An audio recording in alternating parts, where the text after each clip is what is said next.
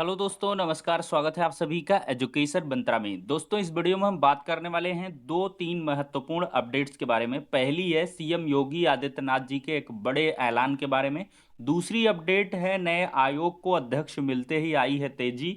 और 69,000 शिक्षक भर्ती में क्या यूआर चयनितों की जा सकती है नौकरी, एक बड़ा बिंदु है। और क्या कहता है कानूनी बिंदु, इस पर भी हम विश्लेषण करने वाले हैं। तो चलिए दोस्तों, वीडियो को शुरू करते हैं।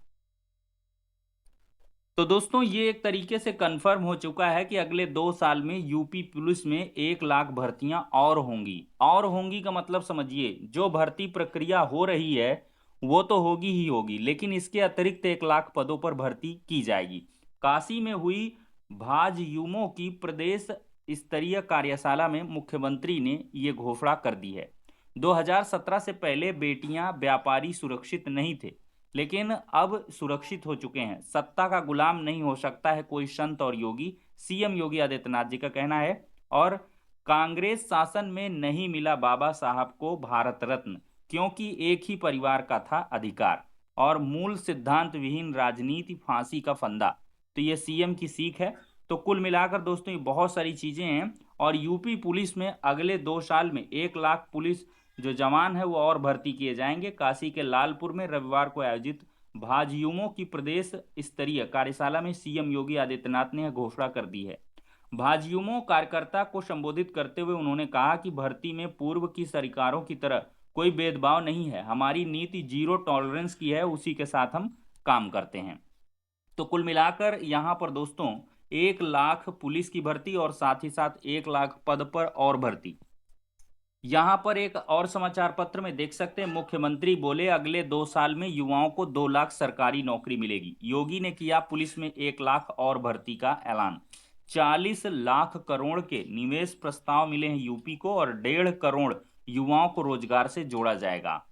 तो ये कुल मिलाकर समाजवादी पार्टी पर प्रहार इन्होंने करारा किया है और यूपी की अर्थव्यवस्था की दुनिया में हो रही चर्चा। तो कुल मिला के बहुत सारे पॉइंट हैं जिनको सीएम योगी आदित्यनाथ जी ने अपनी जो है जनसभा में उठाया हुआ है। और दोस्तों, आप सभी को मालूम ही है, कल के वीडियो के माध्यम से प्रोफेसर कीर्ति उत्तर प्रदेश शिक्षा सेवा चयन आयोग की अध्यक्ष बन चुकी हैं और 36 वर्षों से डीडीयू में कर रही अध्यापन कार्य, कई जिम्मेदारियां भी इनको मिली हुई हैं। तो कुल मिला के इनके आते ही लंबित जो भर्तियां हैं 2 साल से, उनको रफ्तार मिलने वाली है। अगस्त 2022 में पूरी हो चुकी है दो प्रमुख भर्तियों के लिए आवेदन प्रक्रिया। यूपी टेट के लिए भी अभ्यर्थियों का 2 साल बाद जो इंतजार है वो जल्द खत्म होने वाला है। तो दोस्तों, उत्तर प्रदेश शिक्षा सेवा चयन आयोग का पहला स्थायी अध्यक्ष मिलने के बाद 2 साल से लंबित पड़ी भर्तियों को रफ्तार मिलेगी। वहीं 2 साल से उत्तर प्रदेश शिक्षक पात्रता परीक्षा यूपी टेट का इंतजार कर रहे अभ्यर्थियों को जल्द राहत मिलने की उम्मीद है। अध्यक्ष की नियुक्ति ना होने के कारण आयोग से जुड़ी सभी नीतिगत जो निर्णय है वो अटक जा रहे थे। अभ्यर्थियों का मानना है कि गोरखपुर विश्वविद्यालय की प्रोफेसर कीर्ति पांडे खुद शिक्षा जगत से जुड़ी हुई हैं। ऐसे में वह शिक्षा विभाग में भर्तियों को पूरी गंभीरता से लेंगी और नियुक्ति के बाद जल्द ही लंबित भर्ती परीक्षाओं की तिथियां भी घोषित करेंगे। तो इसमें दोस्तों टीजीटी, पीजीटी का एग्जाम, असिस्टेंट प्रोफेसर का एग्जाम, ये सब है। दोस्तों, आयोग के सूत्रों का कहना है कि नए अध्यक्ष के कार्यभार संभालने के बाद पहली या दूसरी बैठक में लंबित भर्तियां शुरू कराए जाने से संबंधित प्रस्ताव रखा जाएगा और उम्मीद है कि सितंबर में ही भर्ती परीक्षाओं की जो तिथियां हैं वो यानी कि इसी महीने घोषित कर दी जाएंगी। और दोस्तों, इसी महीने आपको यूपी टेट संबंधी जो घोषणाएं हैं वो भी देखने के लिए मिलने वाली हैं।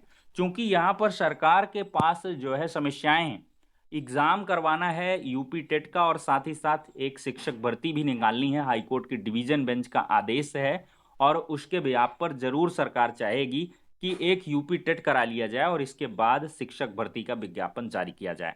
जो लोग इस कंफ्यूजन में हैं कि शिक्षक भर्ती सरकार जारी न करके हाईकोर्ट के आदेश को सुप्रीम कोर्ट में चुनौती करेगी, ये बहुत ही मुश्किल है। मेरी जहां तक कह लें कि एनालिसिस है, उसके आधार पर आपको एक शिक्षक भर्ती मिलने जा रही है। बिल्कुल किसी के भी आप जो है बहकावे में ना आए, सिर्फ और सिर्फ पढ़ाई पर फोकस्ड रहें और बहुत जल्द हम भी चैनल के माध्यम से जो एजुकेशनल कंटेंट है सुपर टेट से संबंधित, यूपी टेट से संबंधित, उसको जरूर ले आएंगे। तो चलिए दोस्तों, अब एक प्रमुख मुद्दे पर हम बात करते हैं। दोस्तों, मुद्दा यह है कि क्या 69,000 शिक्षक भर्ती में यूआर चयनितों की नौकरी जा सकती है?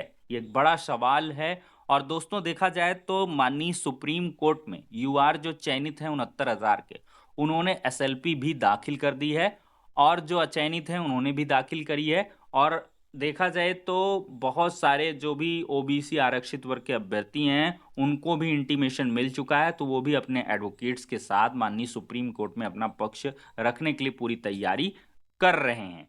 तो इसी बीच दोस्तों, देखा जाए तो जो लिस्टिंग इन्फॉर्मेशन है वो जैसे ही आएगी आप सभी को दी जाएगी।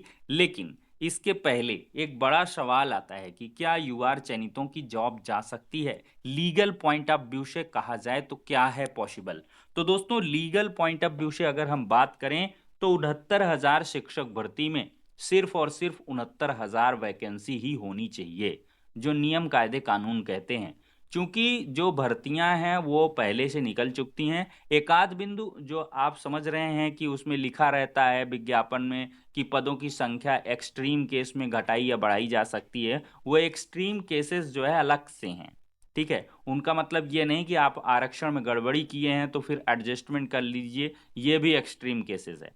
ये एक गलती है, और गलती देखा जाए तो गलती गलती होती है। और ये गलत तरीके से कहीं ना कहीं अगर आरक्षण की व्यवस्था के साथ यहाँ पर दिक्कतें की गई हैं, और उसके बाद या जाने अनजाने में जो भी हुआ है, दरअसल बात जो समस्या हुई है वो इस बिंदु पर हुई है कि एटीआरई जो असिस्टेंट टीचर रिक्रूटमेंट एग्जाम है उसको एज इफ एलिजिबिलिटी टेस्ट ना मान करके उसको रिक्रूटमेंट का पार्ट मान करके अधिकारियों ने काम किया था। अब जब रिक्रूटमेंट का पार्ट कर लेंगे तो फिर 1997 के बीच वाले जो ओबीसी एससी के अभ्यर्थी हैं उनको आप ओवरलैप नहीं कराएंगे, उनको उनकी कैटेगरी में ही रखेंगे। ऐसे में जो शिक्षा मित्र रहे बहुत सारे, जिनका जो है हायर कट ऑफ था, यूआर में उनको जाना चाहिए था, वो अपने ही आरक्षित वर्ग की सीटों में गए। तो ऐसे में बहुत सारे ओबीसी और एससी कैंडिडेट्स जो है, जो नीचे की मेरिट वाले थे, वो छट गए, जबकि ये सारे अभ्यर्थी यूआर में शिफ्ट होने चाहिए थे। क्योंकि जो एटीआरई है that is not a part of selection process, ये जो है सिलेक्शन प्रोसेस का हिस्सा नहीं है। सिलेक्शन प्रोसेस जो है दोस्तों वो आपका ये है कि 60% रिटन एग्जाम का और 40% आपका एकेडमिक का, उसको कंबाइन करते हुए एक विज्ञापन आता है, उसमें फॉर्म भरते हैं, फिर इसके बाद आपकी मेरिट कैलकुलेट होती है और प्रदेश स्तर पर मेरिट बल्कि आपका सिलेक्शन होता है। That is the selection process. जबकि उस सिलेक्शन प्रोसेस में पार्टिसिपेट करने के लिए, मतलब जो भी चयन प्रक्रिया है फाइनली, उसमें आपको प्रतिभाग करने के लिए आपको सुपर टेट जिसको आप लोग कहते हैं एटीआरई एग्जाम, उसको पास करना अनिवार्य है। 1997 इसी वजह से क्वालिफाइंग मार्क्स रखे गए हैं। अगर सिलेक्शन का पार्ट होता तो ये होता कि भाई इसकी जो मेरिट होगी वो सीधे से कैलकुलेट हो जाएगी, जिस प्रकार से यूपी टेट है। लेकिन बात यह है, आप लोग कंफ्यूज यहां से होते हैं कि यूपी टेट का क्यों नहीं जुड़ता।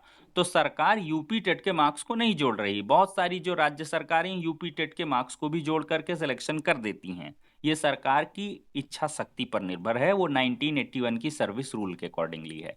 तो 1981 का जो सर्विस रूल है उसमें यही है, लिखित परीक्षा के 60% अंक, अगर आप क्वालिफाई करोगे तब आपके 60%। उसमें साफ तौर पर यह भी मेंशन रहता है कि यह एक सिर्फ पात्रता परीक्षा है, इसमें पास होने का मतलब ये नहीं है कि आप जॉब के लिए जो है पूरी तरीके से अपना अधिकार मतलब जाहिर कर सकते हो। मतलब ये आपका एक राइट नहीं है कि आपने 90 या 85-86 नंबर ले लिए तो आपका सिलेक्शन हो ही जाएगा, या आपने 120 नंबर ले लिया तो आपका सिलेक्शन हो जाएगा। सुपर टेट के मार्क्स के बिहाफ पर आप जो है सिलेक्शन को चैलेंज नहीं कर सकते हैं, चयन को, चयन के लिए दावेदारी नहीं प्रस्तुत कर सकते हैं। मतलब साफ तौर पर ये एक जो है प्रक्रिया का हिस्सा नहीं है, एक चयन प्रक्रिया अलग सी है। तो इस प्रकार से दोस्तों देखा जाए तो यूआर चयनितों की बिल्कुल जॉब जा सकती है, ये एक बहुत बड़ा खतरा है। और दोस्तों देखा जाए तो लीगल पॉइंट ऑफ व्यू से 69,000 से ज्यादा वैकेंसी नहीं की जा सकती है। अगर 69,000 वैकेंसी की जाएगी तो ऐसे में जो भी पहले से चयनित हैं ओबीसी एससी के वो तो सिक्योर्ड रहेंगे, लेकिन जो यूआर पहले से चयनित हैं और उनकी कट ऑफ डाउन है या मेरिट कम है, उनकी जरूर नौकरी यहाँ पर जा सकती है। दोस्तों, ऐसे मामले में अगर देखा जाए तो शिक्षा मित्र भी अब विरोध में आ चुके हैं कि अगर चयनितों की जॉब सरकार बचाती है तो ऐसे शिक्षा मित्र अभी भी पड़े हुए हैं। जब उनका समायोजन निरस्त हुआ था तो उन्होंने टेट को क्वालिफाई किया था। भाई, टेट ही तो एक मुद्दा था कि ऐसे शिक्षा मित्र सबों को बाहर किया गया था, सभी का समायोजन निरस्त हुआ था जिन्होंने टेट को क्वालिफाई नहीं किया था। लेकिन कुछ ऐसे भी शिक्षा मित्र थे जिन्होंने टेट को क्वालिफाई किया था, लेकिन जब संपूर्ण प्रक्रिया ही दूषित थी तो ऐसे में सभी लपेटे में आ गए थे, गेहूं के साथ घुन को भी पीस दिया गया था। लेकिन यहाँ पर वही शिक्षा मित्र अब फिर से खड़े हो जाएंगे कि जब हम टीटी उत्तीर्ण थे, हमारा समायोजन क्यों नहीं किया सरकार ने। जब यहाँ पर यूआर को बचा रहे हैं जो कि यहाँ पर मेरिट सूची में आएंगे ही नहीं, जो रिवाइज्ड लिस्ट बनेगी उसमें बहुत सारे यूआर कैंडिडेट्स नहीं आएंगे, तो ये भी एक बहुत बड़ा मसला बनने जा रहा है और इस मामले को सुप्रीम कोर्ट में रखा भी जाएगा इसी पॉइंट ऑफ व्यू से। जब शिक्षा, तो ऐसे में आप देख सकते हैं कि अभी बहुत सारे राज्यों से क्या हो रहा है कि जो 11 अगस्त 2023 के बाद अपॉइंटेड बीएड कैंडिडेट्स हैं उनकी भी जॉब जा रही है। और आपको पता होगा कि 11 अगस्त 2023 के बाद कोई भी बीएड का अभ्यर्थी सिलेक्शन नहीं ले सकता है प्राइमरी के अंदर। ऐसे में 69,000 के जो ओबीसी एससी के अचयनित अभ्यर्थी बच गए हैं, बीएड हैं, उनके लिए भी समस्या खड़ी है, उनका भी सिलेक्शन यहाँ से नहीं होगा। जो अर्नब घोष की पिटीशन है, एमए मिसलेनियस एप्लीकेशन है, उसके आधार पर। तो दोस्तों, यहाँ पर समस्याएं बिल्कुल विकराल हैं, लेकिन हाँ, क्या एकदम से कंफर्म ये यूआर वाले निकाले जाएंगे या इनकी जॉब जाएगी, ये एकदम नहीं कहा जा सकता है। माननीय सुप्रीम कोर्ट का दरवाजा अभी भी खुला हुआ है। हाईकोर्ट की डिवीजन बेंच ने तो बाहर करने के लिए कह दिया है, लेकिन सुप्रीम कोर्ट अगर चाहे तो अपने स्पेशल राइट्स, स्पेशल पावर के आधार पर इनको जो है राहत दे सकती है। ये भी एक लास्ट में मुद्दा, सिर्फ मर्सी के बिहाफ पर यूआर चयनित बच सकते हैं। माननीय सुप्रीम कोर्ट अगर स्पेशल राइट्स का इस्तेमाल करते हुए चाहे तो बचा सकते हैं, अन्यथा चयनितों के लिए बहुत बड़ी समस्या है जो यूआर के अंतर्गत हैं और जिनकी कट ऑफ जो है थोड़ा सा बॉर्डर लाइन में है। तो फिलहाल के लिए दोस्तों ये हो गया सटीक विश्लेषण। आगे की वीडियो में आपको अन्य सारी जानकारियां उपलब्ध करवाई जाएंगी। नेक्स्ट वीडियो में मिलते हैं।